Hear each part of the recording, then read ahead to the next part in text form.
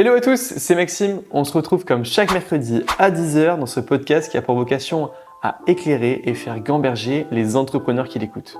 Pour me présenter, j'ai 21 ans, je suis entrepreneur et investisseur dans l'immobilier.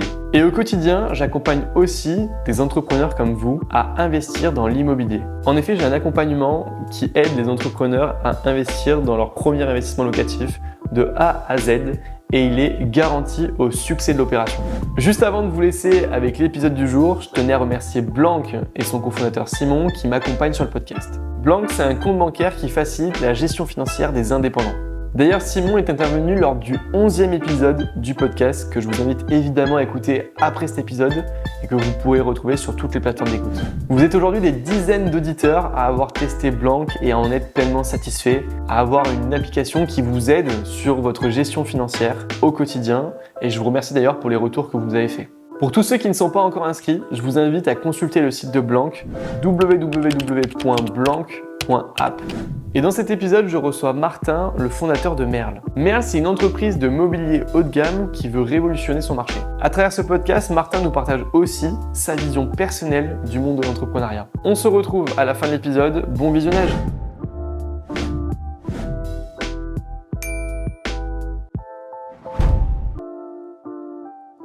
Et on se retrouve avec Martin. Merci Martin d'avoir accepté mon invitation. Avec plaisir, merci Maxime. Est-ce que tu peux te présenter simplement en quelques mots comme tu te présenterais à ta famille, à tes amis?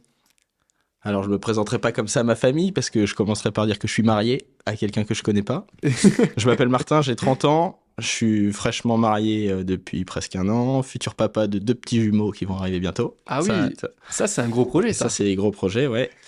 Et je suis le fondateur de Merle, qui est une marque, une maison de création de mobilier qui fait aujourd'hui des assises et puis demain des objets de déco. Haut de gamme, made in France et entièrement fait à la main. Ok, super. Écoute, on va y revenir dans la deuxième partie du podcast. Si on revient sur cette première partie, dans ton parcours, pour bien comprendre comment tu es devenu entrepreneur, est-ce que tu peux nous dire qui était Martin quand il était dans cette période lycée, collège, lycée?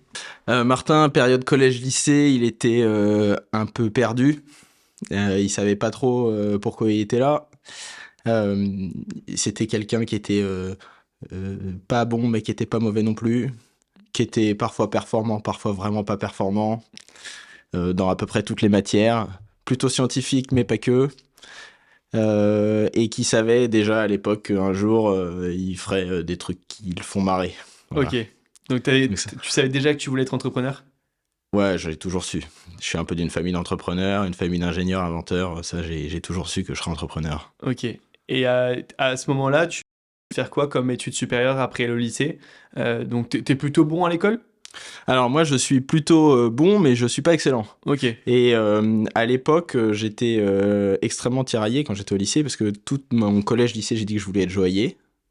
Et le jour où il fallait appuyer sur le bouton à l'époque c'était admission post-bac, maintenant je crois que c'est Parcoursup. Parcoursup, ouais. J'ai cliqué sur le bouton prépa en me disant je vais faire une école d'ingénieur. Et une fois que je serai ingénieur, je pourrai toujours être joaillier après. Ok. Ce qui s'est avéré ne pas être le cas. Ouais. Pourquoi joaillier? Il y avait quelque chose de particulier par rapport à ça? Parce que j'ai toujours été assez adroit de mes mains, j'aime ça, et j'ai toujours apprécié les matériaux précieux et la finesse du travail manuel. Ok. Parce que je trouve que souvent les métiers qu'on a aujourd'hui, les métiers de bureau, entre autres, ils sont incomplets à mes yeux. J'ai toujours trouvé qu'on dénigrait trop le travail manuel au profit du travail intellectuel et réciproquement, on n'offrait pas la possibilité aux gens qui avaient des travaux manuels, du moins on ne le reconnaissait pas, la possibilité qu'il y avait aussi du travail intellectuel derrière. Ce qui n'est pas du tout le cas parce que quand on fait la charpente de Notre-Dame, il faut quand même avoir un bon cerveau pour savoir comment on manipule les poutres. Donc moi, je savais à l'époque que je voulais avoir un job qui serait les deux, pas uniquement un seul. Donc il serait aussi manuel et aussi intellectuel. Ouais.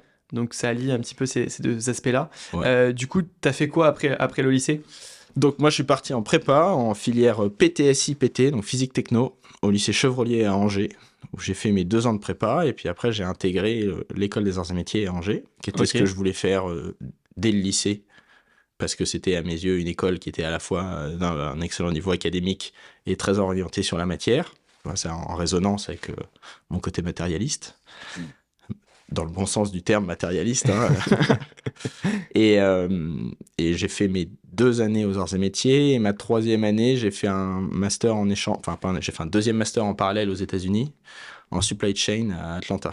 Ok, ça marche. Donc Et j'ai comment fait les deux masters en même temps, en fait. les deux masters, donc en même temps en France et en même temps Ouais, en aux fait, je le faisais États-Unis? en France à distance et je faisais l'américain aux US. Ok, ça marche. Comment ça s'est passé, cette découverte un petit peu et le fait de partir sur un autre continent, aux États-Unis, pour apprendre et en même temps travailler?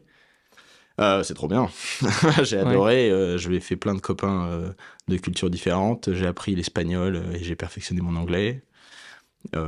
J'ai découvert de nouvelles façons de bosser, de nouvelles cultures. J'ai fait un master qui était complémentaire de ce que je faisais à l'école. Donc c'était vraiment sympa. Moi, c'est vraiment un bon moment de ma vie. Quand tu fais ces études, tu sais pourquoi tu les fais? Pour quel métier exactement, précisément? Non, j'ai jamais su quel métier je voulais faire. Enfin, j'ai toujours su quel métier je voulais faire, mais il y en a toujours eu trop. Donc Ouais. je me suis jamais dit que j'allais me spécialiser dans un truc. J'ai toujours dit ça a l'air marrant, tiens, je ferais bien ça. Et puis, si j'ai le temps, je le fais. Si j'ai pas le temps, je le repousse. Mais un jour, je finis par y arriver.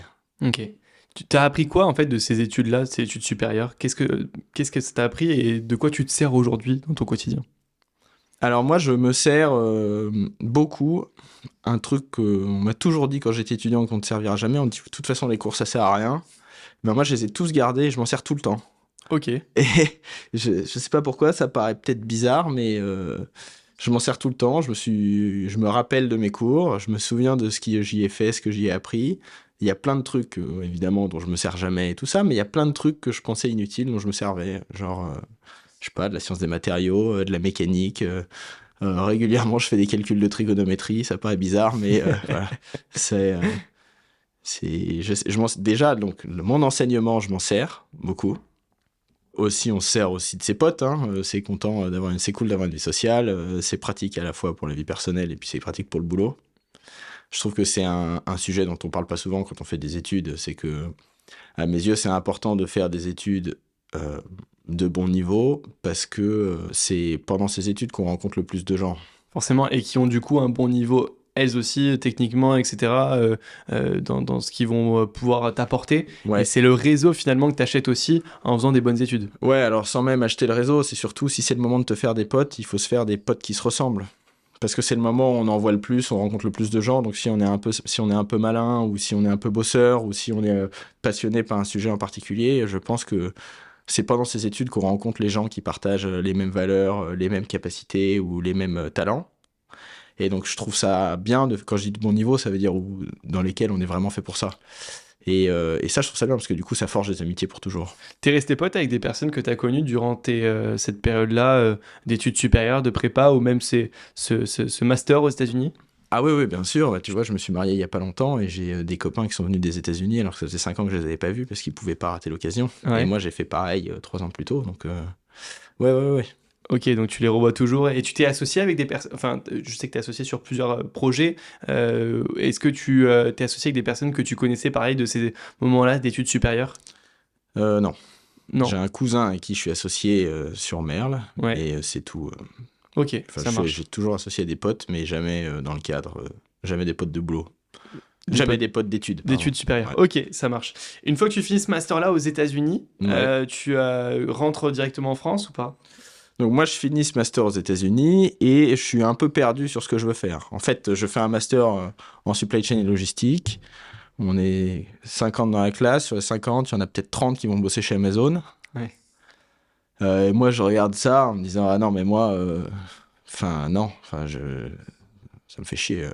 Travailler chez Amazon, c'était pas ce qui te faisait rêver. C'est rien à voir avec Amazon, la boîte étant telle. Ouais. C'est juste, j'avais l'impression d'être un numéro. Je savais que j'allais être embauché pour une tâche, tout ça. J'étais pas sûr. J'avais fait ça parce que c'était de mon niveau, parce que je suis parti aux États-Unis pour tous les à côté. J'aurais fait un master de computer engineering, ou j'aurais fait un master d'électrique, ou j'aurais fait un master de marketing. Ça aurait Ouais. été la même chose. Peu importe, C'était ouais.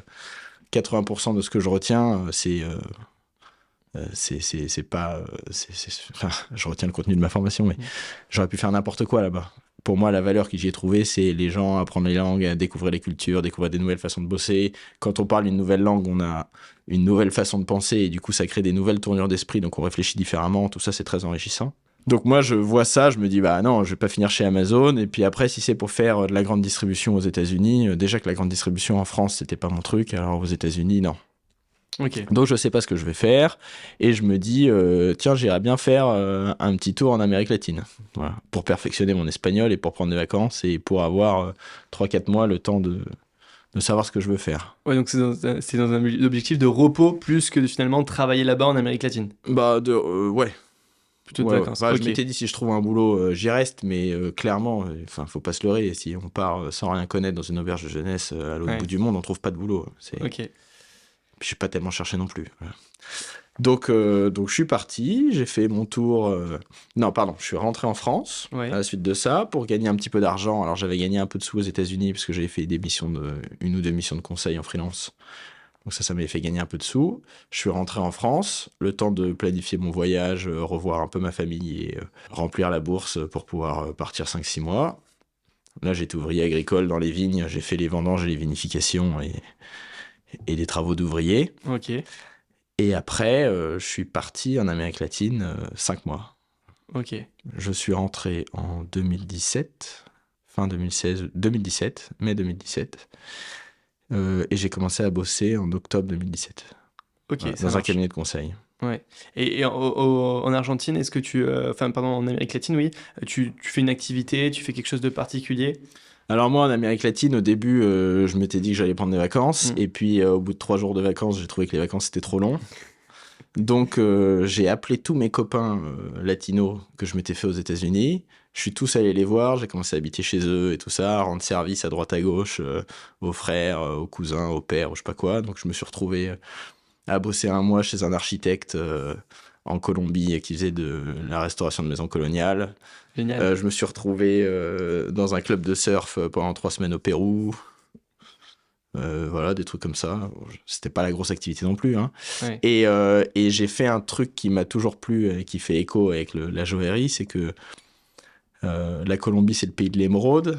Et donc, j'avais trouvé par ce réseau d'architecture de maisons coloniales des entrées sur les marchés de l'émeraude. Et du coup, j'en ai acheté quelques-unes pour essayer de les revendre en France. Ok. Voilà, donc ce que j'ai fait, parce que c'était rigolo, j'en ai acheté 5 ou 6, et ce qui m'a permis d'en garder une et de l'offrir à ma femme, voilà, il y a peu longtemps. Ok. C'est beau, en Voilà, vrai. ouais, c'est des histoires rigolotes. C'est clair. Et donc, ça t'a permis de gagner un peu d'argent, de rester un peu plus longtemps là-bas, Ouais. aussi en Amérique latine. Et du coup, une fois que tu reviens en France, tu rentres dans un cabinet de conseil. Ouais. Donc, c'est ce que t'as toujours voulu? C'est le métier dont tu rêvais ou pas? Non, moi je rentre en France, je suis dans le même état qu'avant, je sais toujours pas ce que je veux faire, et je me dis tout sauf le conseil. Et puis quand on sort d'une grande école, qu'on n'a pas fait de stage de fin d'études dans une grosse boîte et qu'on cherche un boulot, les cabinets de conseil sont ceux qui recrutent.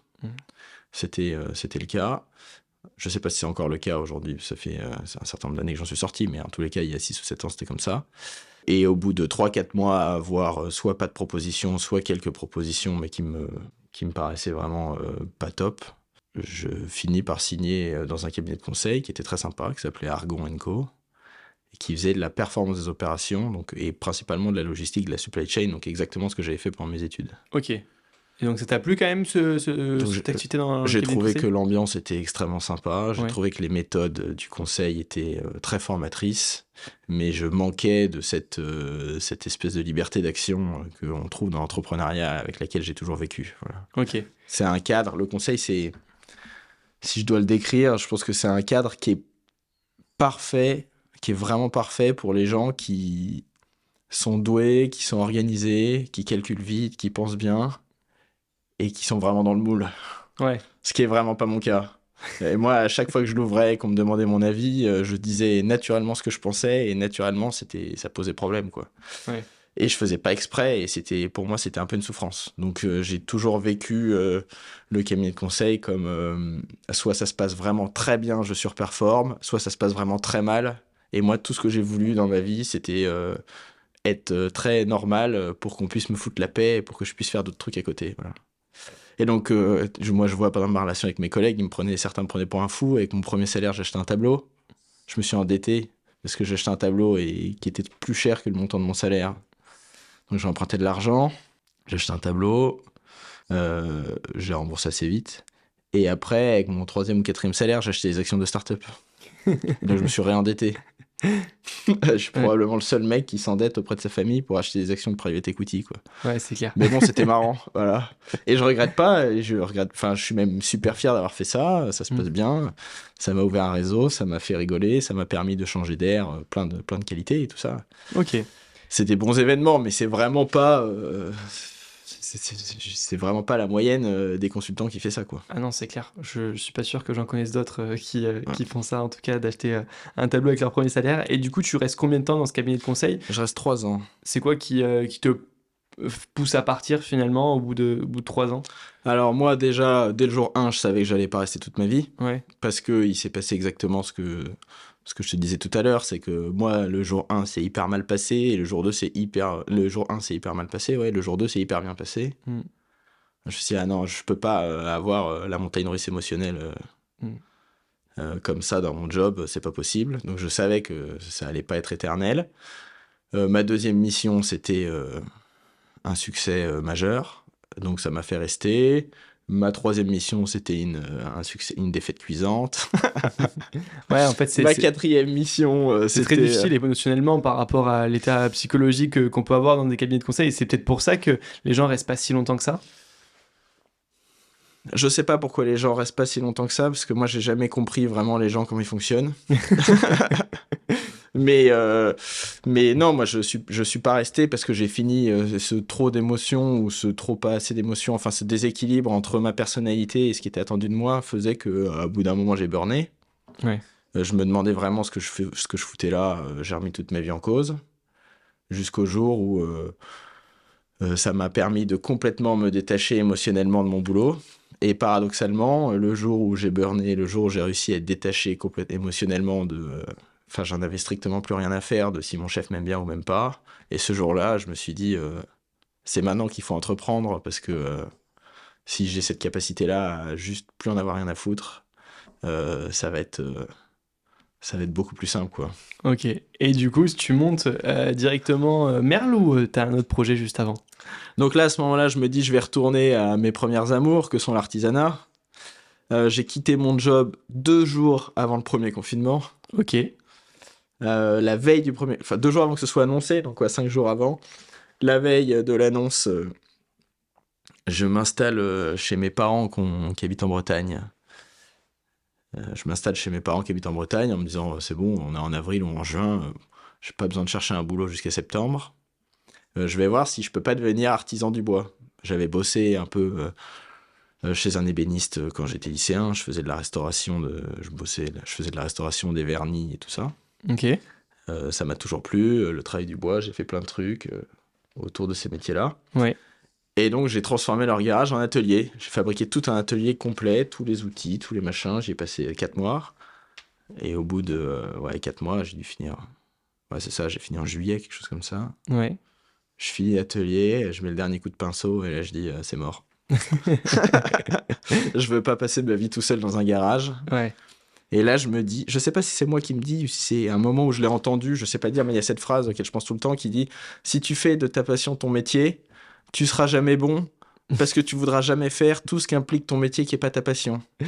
Ça veut dire si tu es un excellent menuisier, tu feras jamais la compta, tu feras jamais le commercial, tu feras jamais le marketing, tu feras jamais tous les à côté.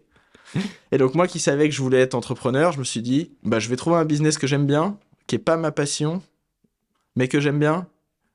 Et comme ça, c'est connexe, mais c'est pas exactement la même chose. Donc je m'y retrouve un peu, j'y trouve satisfaction, mais en même temps, je suis pas frustré de pas faire ma passion quand je dois faire la compta. Voilà, ouais. C'était un cheminement intellectuel un peu bizarre. Mais ça se comprend en vrai. Mais ouais. C'est logique. Une fois qu'on le dit, on le pense comme ça. Bah en fait, surtout, ça explique plein de trucs. Pourquoi il y a des métiers d'art ou des mecs qui sont aussi forts, enfin tous les métiers de passion ils sont aussi forts. Pourquoi il y a autant de métiers de passion où les mecs acceptent d'être mal payés, genre, je sais pas, les instits. Pourquoi il y a les instits, les infirmiers. Pourquoi il y a les artisans d'art qui gagnent pas de fric. Pourquoi il y a des mecs qui fabriquent des objets complètement dingues et qu'ils n'arrivent pas à les vendre et qui sont inconnus du grand public alors qu'ils ont des mains en or. Ça explique plein de trucs en fait, c'est parce qu'ils ils sont tellement passionnés qu'ils en développent des savoir-faire exceptionnels et à la fin ils sont limite trop passionnés. Ouais. ils en oublient tout le reste. Ok. Voilà. Et du coup, fort de cette expérience-là et de cette philosophie-là, tu montes un projet qui te correspond et donc, où t'es pas 100% passionné, mais où tu as quand même un bout de passion. Alors moi, à ce moment-là, donc juillet, c'est mort, je serai pas artisan. Août, je suis en vacances parce que c'est cool, parce que je voulais perfectionner mon niveau de pêche, parce que je voulais être fort en pêche à la ligne, donc j'ai été pêcher tout le mois d'août. Et en septembre, je me dis, je cherche une idée de start-up de façon professionnelle. Ok. Donc je m'installe un bureau et tout ça, je me crée des standards d'analyse d'idées et d'analyse de marché, de construction, de machin, qui étaient relativement simplifiés parce que j'avais pris des cours d'entrepreneuriat aux États-Unis et parce que comme j'avais déjà investi dans des startups, je recevais régulièrement des decks, je voyais à quoi ça ressemble, j'avais régulièrement des pitchs, des trucs comme ça, donc ça m'arrivait, comme j'étais le petit jeune qui avait investi, ça m'arrivait régulièrement qu'il y ait des gars qui me disent j'ai pas le temps, voilà le deck, envoie-moi une gommette vert jaune rouge. Ok. Donc j'ai fait ça plusieurs fois. Et donc j'ai professionnalisé la méthode de recherche d'idées en me disant je trouve une idée, je développe un business plan rapidos. Ensuite, je fais ça en début de semaine. Et en fin de semaine, je reprends mes idées du début de semaine, maintenant que j'ai la tête qui s'est éclaircie. Et je fais l'analyse inverse. Si j'étais investisseur, est-ce que je mettrais du cash? Et puis ça dure 3 semaines. Et puis un vendredi soir arrosé, va savoir comment j'ai eu l'idée, ou je sais même pas si c'est moi qui ai eu l'idée. Je constate que dans tous les clips de rap, il y a des chaises pliantes. C'est vraiment ça l'histoire. En général, je la raconte pas trop, mais comme elle est marrante, là, je vais le faire. Je constate que dans tous les clips de rap, il y a des chaises pliantes. Et je me dis, c'est quand même marrant, ce truc-là, où c'est signe extérieur de richesse, signe extérieur de pouvoir, hyper macho, chaise pliante Décathlon à 14 €. Là, je me dis, la chaise pliante sur un Merco, je trouve qu'il y a une incohérence. Ouais. Je trouve que si t'es le patron de la street, t'es assis sur un trône, t'es pas assis sur une chaise de merde. Donc je me suis dit, pour rigoler, je fais ça un vendredi soir en pleine nuit, un peu sous, je refais mon business plan habituel, en disant, faut faire un trône pliant, pour la blague. Bon, le week-end passe, tout va bien. Milieu de semaine prochaine, je ressors mes decks pour analyser. Et là, j'ouvre je les ouvre tous, et là, j'ouvre celui-là, et je me dis, dis donc, c'est la première fois que je fais un deck, une analyse de marché, où je suis en train de m'auto-convaincre que c'est ça qu'il faut faire, plutôt que de m'auto-convaincre que c'est pas ça qu'il faut faire, parce que le marché est pas assez gros, parce qu'il y a trop de barrières à l'entrée, parce que ça nécessite trop de cash, parce que c'est pas marrant, parce que c'est un business... Donc là, je me dis, bah vas-y, je vais faire ça. Et 3 jours après, je rencontre Stéphane, avec qui je suis associé aujourd'hui, qui lui est archi d'intérieur et designer d'objets. Ok. Qui est ton cousin du coup? Non, qui est pas un cousin, mais qui est... Non, alors après c'est Benoît, mon cousin, il arrive plus tard dans l'histoire. Ok, pardon. Et donc je rencontre Stéphane, Oui. que je connaissais déjà, et je lui dis, on discute, ça n'avait rien à voir avec justement le marché des chaises pliantes de luxe, c'était juste pour rigoler, pour voir un peu ce que c'était que la vie d'entrepreneur aux alentours des métiers d'art et du design. On discute, le courant passe bien et tout ça, et je lui dis, by the way, il y a 10 jours j'ai fait ça, qu'est-ce que t'en penses? Et donc je lui sors toute ma présentation, mon deck, machin, en disant qu'il faut faire des trônes pliants. Et lui me dit, attends, regarde, il ouvre un tiroir, il fouille, et tout en bas de la pile de papier en foutoir, il trouve un dessin fait au bic d'une chaise de camping revisitée top luxe. Ok. Et je lui dis, regarde, ça j'ai fait ça quand j'étais étudiant aux Arts Déco il y a 15 ans. J'ai toujours rêvé de le faire. Et je dis, bah tu sais quoi, on fait un truc, tu me laisses, ça c'était du coup en septembre-octobre, je dis, tu me laisses jusqu'à la fin de l'année pour voir si je trouve une techno qui permet de faire un fauteuil pliant où on voit pas qu'il est pliant, parce que c'était ça l'enjeu technique. Si j'y arrive, on le fait. Si j'y arrive pas, on fait ta chaise là, on fait ton truc. Et il me dit, ok, deal. Et après, c'est comme ça que ça a démarré. Et donc après, on a bossé pendant 1 an et demi, presque 2 ans. On a fait de la R&D, on a développé une techno de pliage de fauteuils et de chaises. On a déposé un brevet. Ok. Et du coup, pendant cette période-là, tu vis de quoi? Alors, j'avais un peu de chômage. Ouais. Et j'avais un peu de retour sur investissement des startups dans lesquelles j'avais investi avec mon premier salaire. Ça marche. Mais avec ton premier salaire mensuel, tu avais investi combien dans combien de j'avais startups? touché 3000 balles de salaire, j'avais investi 10 000 € et je les ai remboursés en en 3 mois et en vendant une de mes 5 guitares. Ok. Voilà. Donc, tu as investi 10 000 euros dans des startups qui étaient, que tu maîtrisais, dont tu maîtrisais, ou juste par feeling avec elles? Ah non, par feeling, parce que c'est des copains et que je crois vachement dans leur projet. Ok. Et d'ailleurs, il y en a une ou deux où j'ai pas pu y aller parce que j'ai plus de fric. Et si j'y avais été, il y en a dont une qui est devenue une licorne. Ah oui. Donc j'aurais bien été, mais bon, c'est l'histoire de la vie. Ouais, c'est clair. Et donc je vis de ça, Ouais. et j'ai un peu de chômage, et puis je suis vraiment pas très dépensier non plus. Ok. Donc là, je suis en R&D pendant 2 ans, on finance tout ça sur fonds propres, Ouais. sur mon épargne, et voilà. On développe donc ce fauteuil pliant, on en vend quelques-uns, 4 ou 5. Puis là, on se rend compte que nos 2, 3, 5 premiers clients nous disent que le problème de votre fauteuil pliant, c'est qu'il est tellement beau qu'on va jamais le plier. Du coup, Ok. maintenant, on vend le fauteuil pliant avec un présentoir pour le mettre au mur et le même en version non pliant. Ok. Ça marche vachement mieux. Et donc ça, c'était l'histoire de la marque. On a déposé les statuts en juillet 2022, après 2 ans de R&D dans un garage à faire, je crois qu'on a fait 14 ou 16 générations de proto, un truc comme ça. Et puis en septembre dernier, on fait grand lancement officiel avec élargissement on a élargi la gamme à donc le fauteuil en version non pliant, une chaise, une banquette. Donc ça nous fait 4 produits qui sont déclinés avec plein d'essence de bois, de cuir et de tissu et de autant de sur-mesure que l'on peut l'imaginer. Donc en gros, pour différencier, après j'imagine que les auditeurs iront chercher sur internet et regarderont un petit peu ce que ça peut être, mais pour qu'on comprenne bien, pour vous différencier de la concurrence, vous avez axé sur l'impact que ça peut avoir, donc environnemental, de le faire à la main, etc. Et aussi au niveau du design, vous êtes différencié, c'était quoi l'axe de différenciation par rapport aux autres marques? Donc Merle, on a créé Merle avec l'idée de dire on va faire un fauteuil pliant haut de gamme. Ça, c'était notre objectif, notre cahier des charges. Et on s'est mis comme contrainte qu'il fallait être aussi responsable que possible. Ok. On n'a pas dit on va faire une marque made in France, machin. On va dire c'est une obligation. Donc on le fait. Mais on le fait pas parce que c'est ça qui fait vendre. On le fait parce qu'il faut le faire, c'est tout. Et donc, à la suite de ça, à la suite de travailler de machin, de rencontres, de proto, de bidule, on commence à se dire on va réussir à faire ce fauteuil sans aucun produit synthétique. Ce qui n'existe plus sur le marché. Et donc on s'est dit, bah vas-y, let's go, on va faire ça. Ça fait un nouveau challenge technique, c'est marrant, ça fait avancer la recherche sur le sujet, ça fait une nouvelle offre. Voilà. Et donc on a réussi à sortir donc, le fauteuil pliant avec moins d'1 gramme de plastique pour 10 kilos.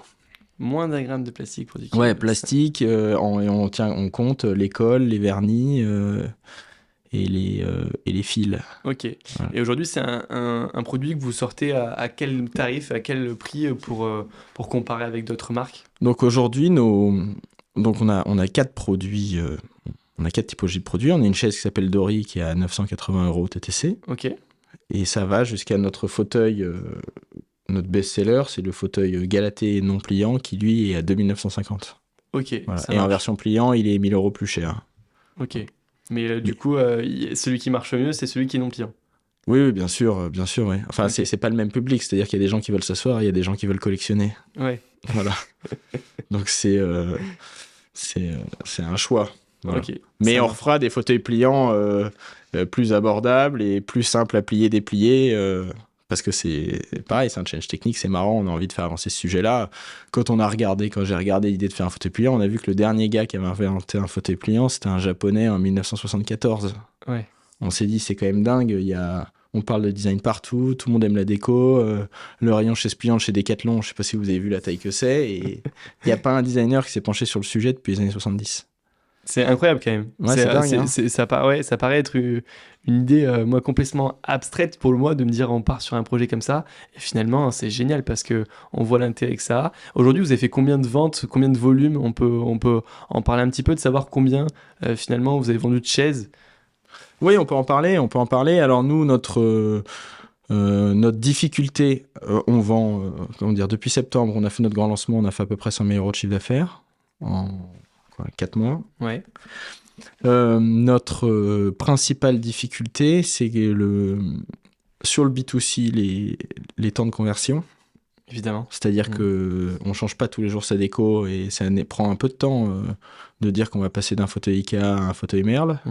Donc on a des clients qui mettent 1 an à se décider quand ils vont vite. Et finalement, est-ce que votre modèle n'est pas le plus intéressant en B2B2C avec des archis qui vont inclure vos chaises dans leur décoration pour leurs clients? Exactement. Donc en fait, sur le marché du mobilier, aujourd'hui, il y a 3 grands canaux. Il y a le canal B2C, les gens qui vont dans une boutique qui achètent Direct. sur Internet. Ouais. Bon, ça, c'est facile. Aujourd'hui, on appelle ça le D2C. Mm. La deuxième canal, c'est ce qu'on appelle la prescription. Donc c'est quelqu'un qui va refaire son appartement, son logement par un architecte, un ensemblier, un décorateur, voilà, un architecte d'intérieur. Et ces personnes vont être en charge de la déco, du mobilier, ou de l'un ou de l'autre, ou toutes les configurations possibles. Et donc dans ce cas-là, ce sont des architectes qui sont rémunérés comme des apporteurs d'affaires. Ok. Et après, le troisième canal, c'est la distribution classique, entre guillemets. Donc c'est des vendeurs de meubles. En B2B. En B2B ou en B2C. Vous pouvez avoir un magasin de meubles indépendant. Ok. Vous pouvez avoir comme une boutique de déco de coin de rue. Et vous pouvez avoir un revendeur B2B qui gère, par exemple, les appels d'offres pour le Lounge Air France 2000 fauteuils. Ça, Oui. c'est possible aussi. Voilà. Ok. Et vous vous positionnez comment pour la suite de Merle? En fait, comment vous allez axer la communication pour essayer de faire le plus de chiffre d'affaires? Alors, même si je sais que c'est pas forcément l'objectif premier, numéro 1, je sais que l'impact est aussi important, le sens dans ce que tu fais est aussi important, mais comment vous axez tout ça? Alors, nous, notre objectif à court terme... Alors, attends, excuse-moi, j'allais répondre pas à ta question, j'allais dire autre chose. Donc, je vais répondre à ta question. Nous, pour répondre à ta question sur le chiffre d'affaires, c'est indispensable. Il faut qu'il soit suffisant pour financer nos ambitions. Okay. Mais mon chiffre d'affaires n'est pas mon ambition. C'est ça ce que je veux dire. Moi, j'ai envie de faire avancer la recherche, de faire de la créa, de développer de nouveaux produits, inventer, produire, réfléchir à des façons de produire, proposer des alternatives au plastoc, tu vois, travailler sur monter une marque qui a des valeurs fortes, pouvoir avoir plusieurs métiers, moi à titre perso, parce que ça m'éclate.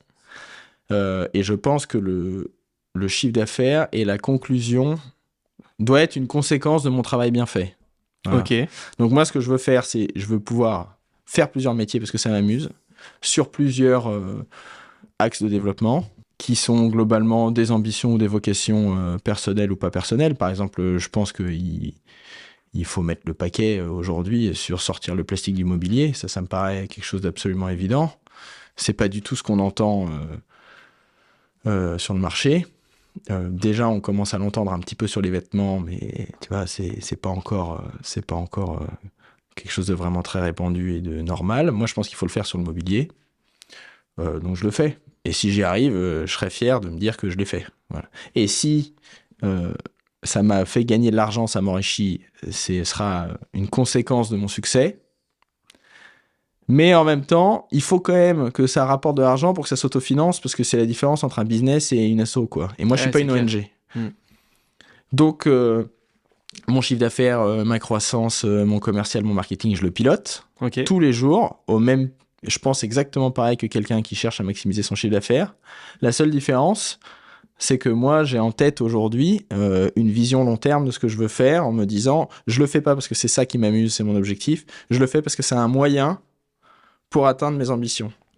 Et d'ailleurs, je pense qu'on est plein à partager cet état d'esprit. Le mec qui a monté 1083, il a passé combien de temps, il a fait combien de boutiques C'est clair. Tu vois, bon, alors je suis pas aussi performant que lui aujourd'hui, j'espère qu'un jour ça viendra. C'est quoi ta vision à long terme? Moi, ma vision à long terme... Pourquoi? Pour Merle, pour moi? Oh, les deux. L'un après l'autre, mais... Bah, moi, Merle, ce que je rêverais de faire de Merle, on y travaille doucement, c'est... je voudrais qu'on redonne le goût de l'intérieur. Je voudrais qu'on permette aux Français, et pas que aux Français, mais les Français l'ont complètement oublié, que le mobilier, ça peut être un plaisir et pas exclusivement un besoin. Et que habiter dans un endroit bien meublé, bien décoré, c'est quelque chose qui permet d'être... à l'aise, enfin on y passe quand même beaucoup de temps, hein. Je pense qu'il y a plein de gens qui ont découvert ça pendant le Covid, que quand son appart est crade avec des meubles bancals, j'ai fait dire des meubles bancaux, c'était marrant. Avec des meubles bancals, c'est moins agréable que quand on vit dans un endroit qui est bien aménagé. Et je voudrais qu'on puisse permettre à ces gens-là de faire des achats plaisir qui durent. S'ils veulent les donner à leurs enfants, ils peuvent, et ça implique pour moi de faire du mobilier qui s'entretient, qui se répare, qui se démonte, qui se recycle, mais qui en fait n'a pas besoin d'être recyclé parce qu'il se transmet, il se revend. Ouais. C'est ça mon ambition. Et aujourd'hui, je fais du mobilier, mais je voudrais aller plus loin. Je voudrais faire tous les objets de la maison. Ça, je pense que ça va arriver assez vite, pas dans les prochaines années ou prochains mois. Ok. Euh, Toute la partie décoration, ameublement finalement, dans l'intérieur d'une maison. C'est toute la mission de Merle. Ouais, alors c'est par étapes, hein, progressive. Aujourd'hui, on fait que des assises. Ouais. Demain, on fera, je pense, tout le salon. Ok. Puis une fois qu'on aura fait tout le salon, on fera peut-être toute la salle à manger et puis tous les espaces de vie. Qu'est-ce Et- qui te passionne là-dedans? Moi, donc il y a la créa, la prod et le fait d'avoir un projet global. Ok. Ça, je trouve ça génial. Se dire que tout est entremêlé, on est à la fois...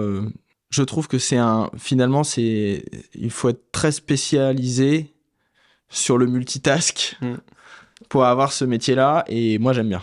Ok. Se dire que, tu vois, je commence le matin, je peux faire du SEO, et puis c'est dure un quart d'heure, et puis, enfin, je sais pas, si je te fais ma journée... Ce matin, j'ai regardé les stats, j'ai fait l'analyse de mes mots-clés, j'ai changé 3 mots-clés. Ok. Ensuite, j'ai appelé un pote pour lui rendre un service. Ensuite, j'ai fait du commercial. Ensuite, qu'est-ce que j'ai fait? J'ai travaillé sur le deck parce qu'on est en train de lever des fonds. Après, j'ai eu un call de 1 heure avec un sujet qui n'a rien à voir, justement, d'une des startups dans lesquelles j'ai investi. Après, j'ai continué sur le deck. Après, j'avais le cerveau cramé. Et après, j'ai pris mon vélo pour venir te voir, tu vois. Et entre-temps, j'ai bouffé un sandwich. C'est une bonne journée. Voilà.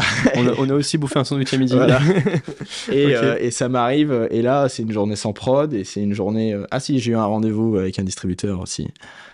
Donc voilà.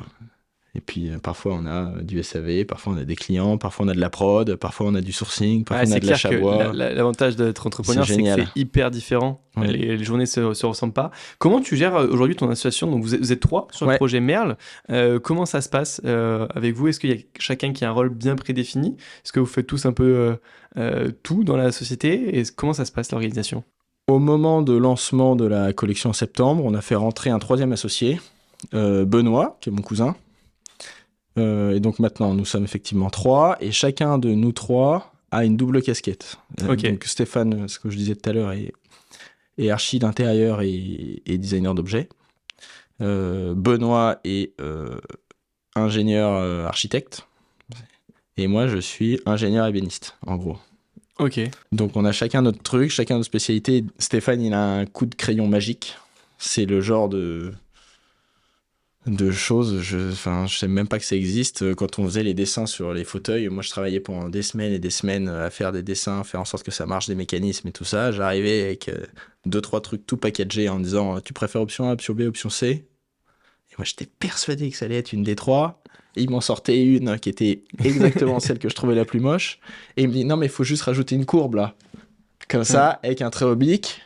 Et voilà, et moi j'ai 1 semaine de travail pour faire en sorte que la technique remarche avec sa courbe de merde. Et à la fin, je regarde et je fais waouh. Donc lui, il a cette compétence que je sais pas expliquer, je sais pas décrire, je sais pas si c'est du travail ou si c'est du talent, c'est probablement la somme des deux. Moi, je suis un très bon technicien. Donc je suis assez adroit de mes mains, je comprends très bien les savoir-faire, il y en a d'ailleurs, je travaille, c'est moi qui fais une partie de la prod et de l'assemblage. Ok. Et Benoît, il a un très bon relationnel et il est un magnifique arbitre entre Stéphane et moi, où parfois on a du mal à se comprendre. Voilà. Ok. Disons qu'on est chacun. Il en faut. Ouais. On est chacun. Moi, je suis extrémiste. Dans mon organisation et dans mon état d'esprit où parfois je suis méga productif, parfois je fais rien. Et Stéphane, il est très lisse dans sa productivité, toujours même niveau, machin, mais parfois on se comprend pas et on se prend la tête sur des trucs parce qu'on a tous les deux la tête machin, lui dans son esprit créatif. Et Benoît, il est là au milieu, il rigole et il dit bon, allez, c'est bon, toi tu fais ça, et les deux vous vous taisez et ça va bien se passer. Ok. Donc ça marche très bien. Vous êtes à 100% sur Merle ou eux, ils ont une activité aussi à côté? Comment ça se passe? Alors Benoît et moi sommes à 100% sur Merle. Oui. Stéphane a gardé son activité d'architecture.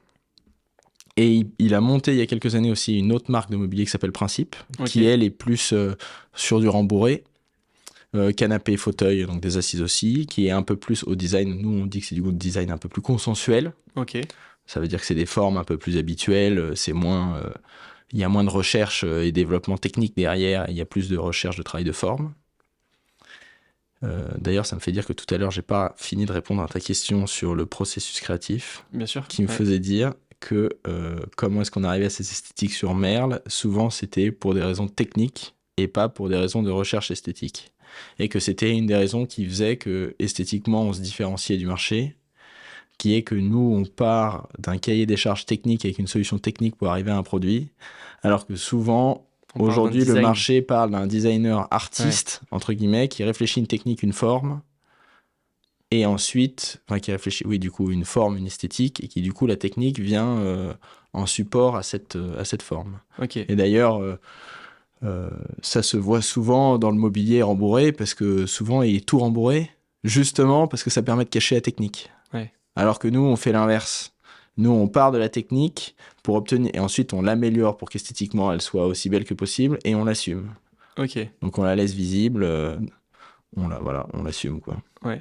Et cette technique-là, elle est complexe. C'est quoi la différence par rapport à d'autres c'est quoi qui est recherché? C'est la complexité pour que ce soit confortable en termes d'assises, que ce soit facilement pliable. C'est quoi qui a été recherché?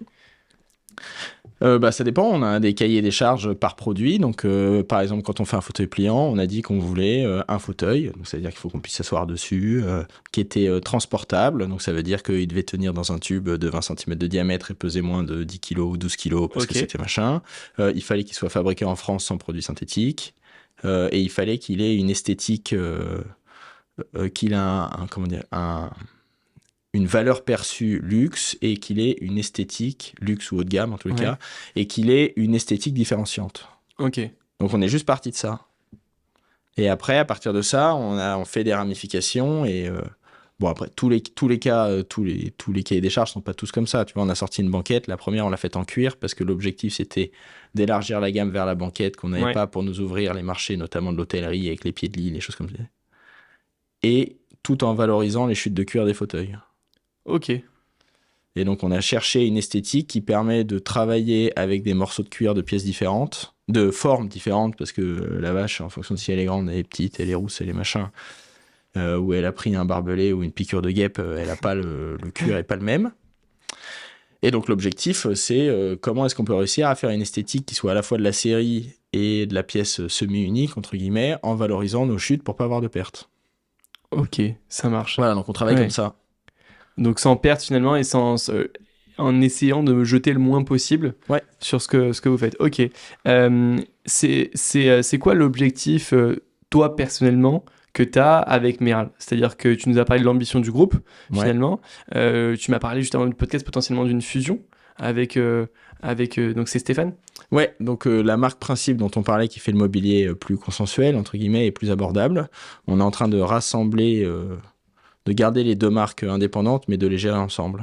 Pour pouvoir créer des synergies et tout ça. Donc, ça participe de notre augmentation de capital actuelle pour pouvoir justement structurer ces deux marques ensemble sur des marchés bien distincts. Donc, avoir une marque principe qui est vraiment plus à destination du B2B, qui fait du mobilier en série sous-traité, en Italie en particulier, de bonne qualité, avec un excellent rapport qualité-prix.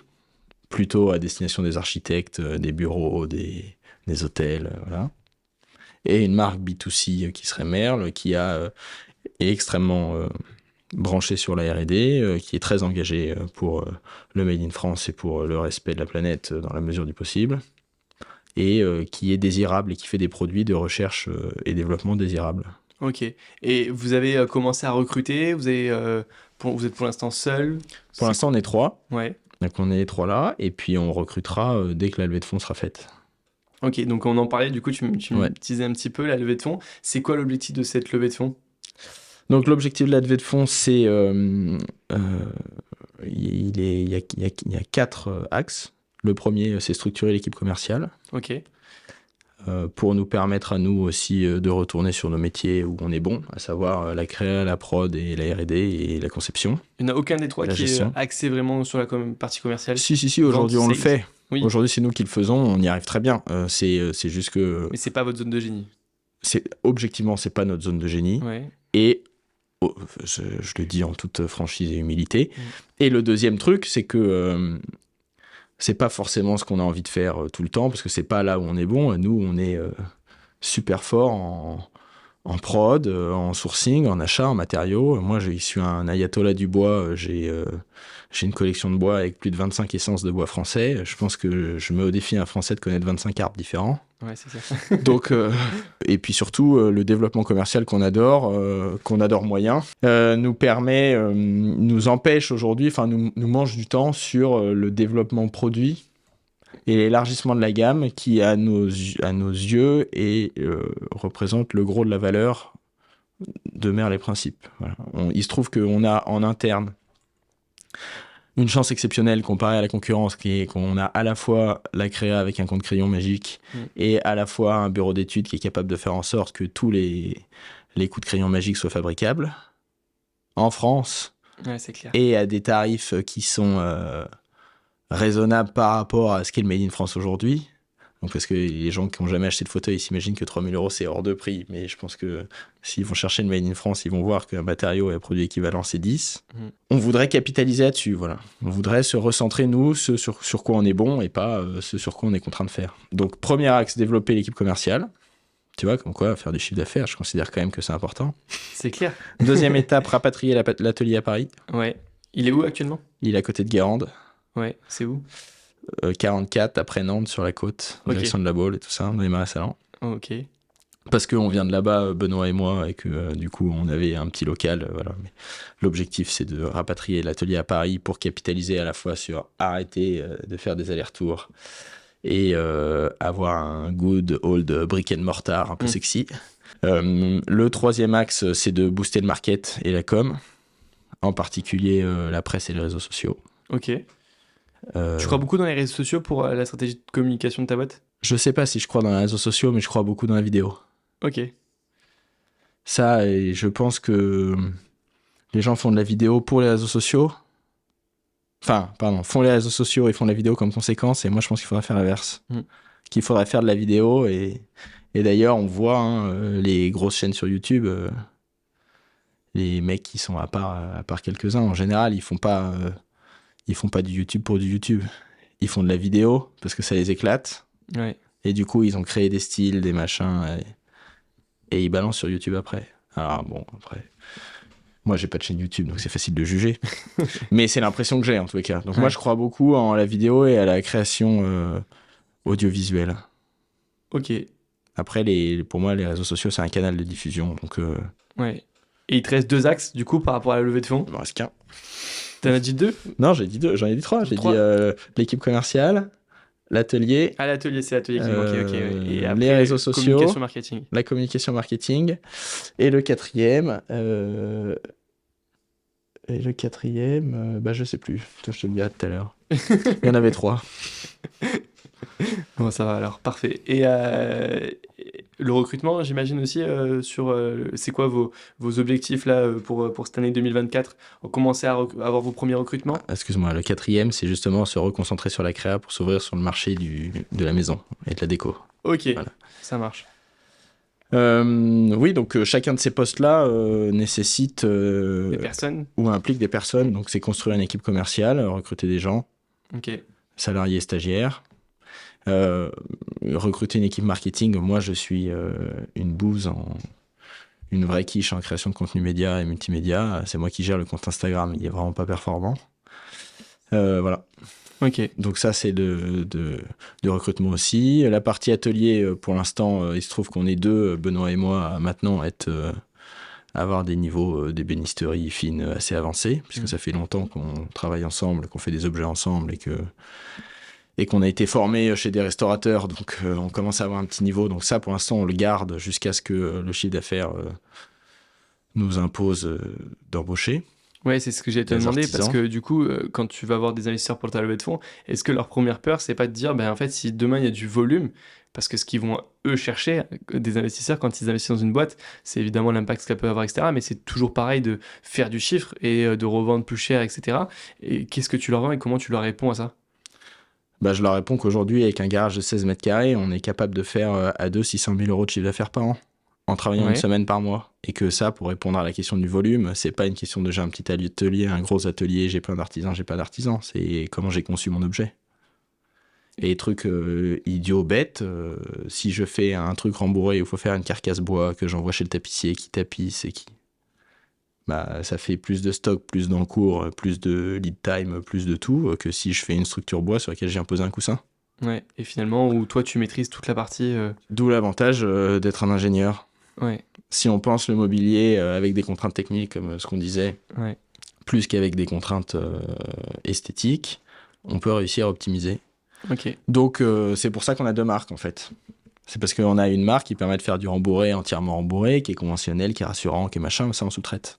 En revanche, tout ce qui est recherche, tout ce qui est pièces uniques, tout ce qui nous permet de candidater à des concours de design, tout ce qui nous permet d'aller chercher des essences de bois rares qu'on trouve plus nulle part, voilà, tout ce qui nous permet de faire des tests, des protos, des trucs comme ça, on le fait chez nous, avec Merle. Ok, génial. Bah écoute, super, c'est une belle idée. J'invite les auditeurs évidemment à aller voir le site internet, les réseaux sociaux, Plaisir. etc. pour donner de la force. Est-ce que vous avez des actualités dont tu veux nous parler un petit peu pour clôturer le podcast avant mes 2 dernières questions? Ah, 2 questions. Ouais. Déjà, merci de m'avoir reçu. C'est sympa, c'est vraiment sympa de ta part. Avec grand plaisir. N'hésitez pas à venir nous voir en vrai, c'est quand même sympa en vrai. Mhm. Donc on est à Passage de la Bonne Graine dans le 11e. Ok. Voilà, donc il n'y a pas que les réseaux sociaux. Il y a aussi Vous avez un showroom? On a un showroom partagé Merle Principe. Ok. Donc on existe en personne. Ouais. C'est plus sympa que le digital. Voilà, venez nous voir, c'est sympa. C'est clair. Bon, bah, Parlez top. de nous, aidez-nous à décoller. Trop bien. Du coup, les 2 dernières questions. La première, c'est est-ce que tu aurais un conseil à donner à un entrepreneur qui nous écoute aujourd'hui, un auditeur du podcast qui doit se lancer dans l'entrepreneuriat ou qui va se lancer, un conseil qui, toi, t'a impacté personnellement? Choisis un seul combat. C'est un beau conseil parce que c'est vrai qu'on a du mal des fois à se concentrer sur quelque chose et on se disperse facilement. Moi, j'ai l'impression, en tous les cas, c'est ce qui m'est arrivé et je l'ai appris de la manière forte.